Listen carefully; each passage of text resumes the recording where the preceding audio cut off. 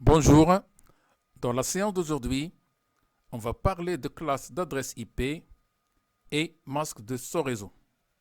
Mais tout d'abord, avant de continuer, j'aimerais bien que quelqu'un me rappelle la définition de l'adresse IP.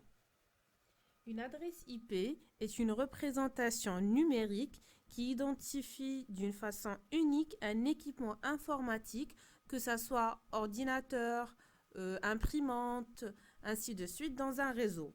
Déjà, IP, c'est l'abréviation d'Internet Protocol. Très bien. Mais de combien de parties est divisée, ou bien en combien de parties est divisée l'adresse IP? L'adresse IP est composée de deux parties. On identifie la partie Network ID, c'est Net ID, c'est la partie réseau, auquel appartient l'hôte, que ce soit ordinateur, imprimante, téléphone, ainsi de suite. Et on identifie la deuxième partie Host ID, c'est la partie machine. Elle identifie le numéro d'hôte ou bien machine dans le réseau. Très bien. Bon, maintenant, on va passer aux classes d'adresses IP. Bon, les adresses IP sont classées en 5 classes, appelées classes d'adresses IP. Monsieur, est-ce que toutes les classes sont utilisables pour un adressage de machine? Normalement, non. Il n'y en a que 3 classes qui sont utilisables pour les adressages de machines. Vous avez la classe A, la classe B et la classe C.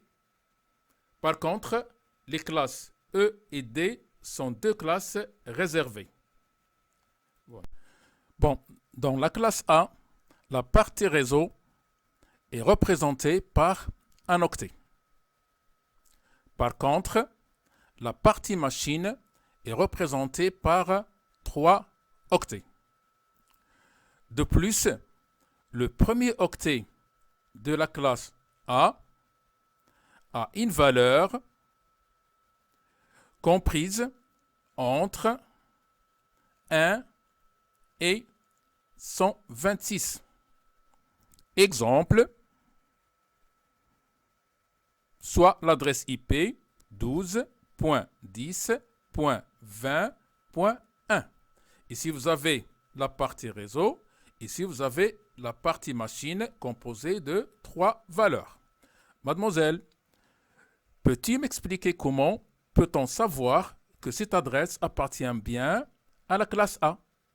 D'abord, on doit vérifier si le premier octet est compris entre 1 et 126, ce qui est le cas dans cette adresse. Donc, cette adresse appartient à la classe A. Bon. Il est possible de connaître aussi la classe d'un réseau à partir de son masque de ce réseau. Monsieur, mais c'est quoi un masque de sous-réseau? Bon, c'est une bonne question. Un masque de ce réseau sert à déterminer la partie réseau et la partie machine de l'adresse IP. Dans notre cas, le masque de ce réseau de la classe A est 255.0.0.0.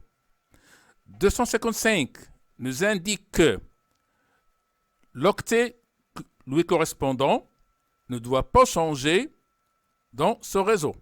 Par contre, les 0 veut dire que les valeurs qui représentent la machine peuvent être modifiées. Monsieur, combien d'adresses IP peut-on avoir dans la classe A?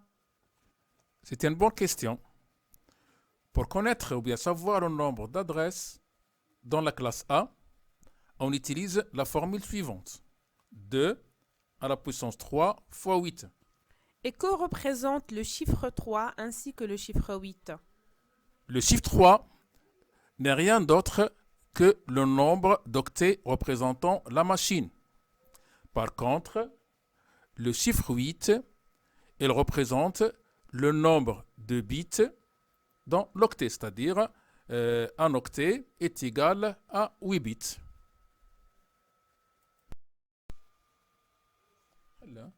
Donc, le nombre d'adresses IP est 2 à la puissance 3 fois 8, ce qui est égal à 16 777 216 adresses.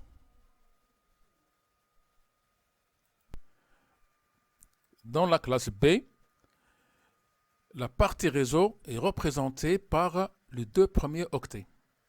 Par contre, la partie machine est représentée par les deux derniers octets. Ensuite, le premier octet de la partie réseau a une valeur comprise entre 128 et 191. Exemple, 130.15.7.111.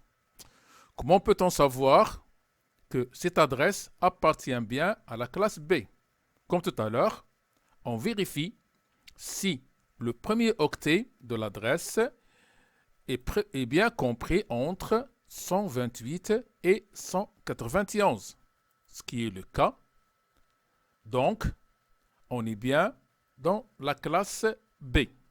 D'où le masque de ce réseau est 255.255.0.0. Donc 255, la valeur est fixe dans l'adresse, la valeur fixe dans l'adresse, mais les deux dernières valeurs peuvent être changées pour représenter la machine. Bon, maintenant, combien de machines peut-on représenter dans la classe B? Bon, on prend toujours le même exemple, 130.15.7.111. En utilisant la formule 2 à la puissance 2 fois 8, bon, évidemment 2, ça représente le nombre d'octets représentant la machine. 8 n'est rien d'autre que le nombre de bits de l'octet. Bon, ce que nous donne en général 65 536 adresses. C, la partie réseau est représentée par les trois premiers octets. Par contre, la partie machine est représentée par le dernier octet. De plus, le premier octet de la classe C a une valeur comprise entre 192 et 233. Exemple, 192, 168.1.20. Mademoiselle, peux-tu continuer l'explication en se basant sur ce qu'on a vu tout à l'heure pour la classe A et la classe B? D'accord. Donc, tout d'abord, on doit commencer par vérifier si le premier octet est compris entre les deux valeurs 192 et 233, ce qui est le cas donc, dans cette adresse IP. C'est pour cela qu'on dit que cette adresse, elle appartient à la classe C.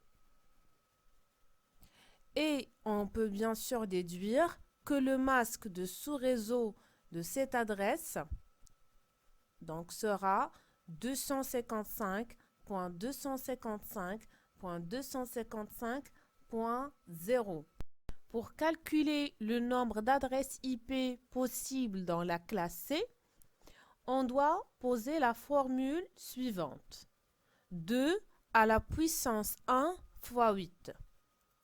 Dans 1 est le nombre d'octets de la partie machine et 8 est le nombre de bits de l'octet, c'est-à-dire un octet égale à 8 bits, d'où vient la formule 2 à la puissance 1 fois 8, ce qui donne 256 adresses IP possibles dans la classe C.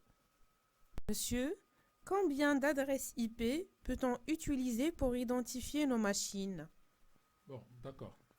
Donc, pour expliquer ce que vous venez de dire maintenant, on va essayer de prendre un exemple d'adresse IP de la classe C.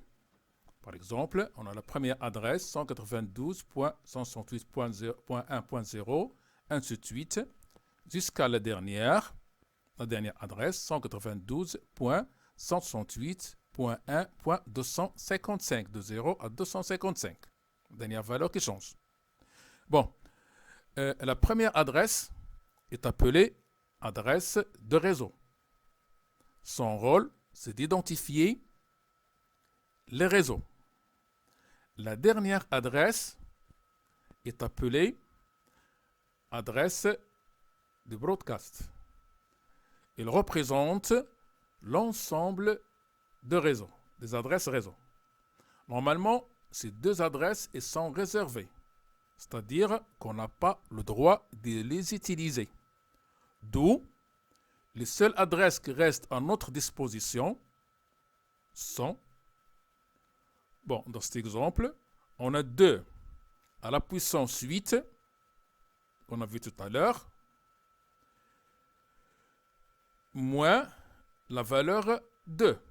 Pourquoi 2? Parce qu'on a ces deux adresses qui vont être exclues. Ce qu'on nous donne 254 adresses IP pour identifier nos machines.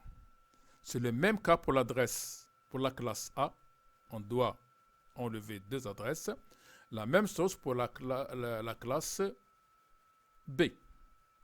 D'où on obtient le tableau suivant qui va résumer ce qu'on vient de faire.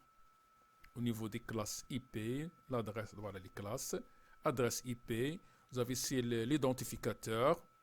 Ici, on a 2 identificateurs pour les machines, 2 identificateurs pour le réseau qui ne change pas, ici 2 identificateurs pour les machines, etc.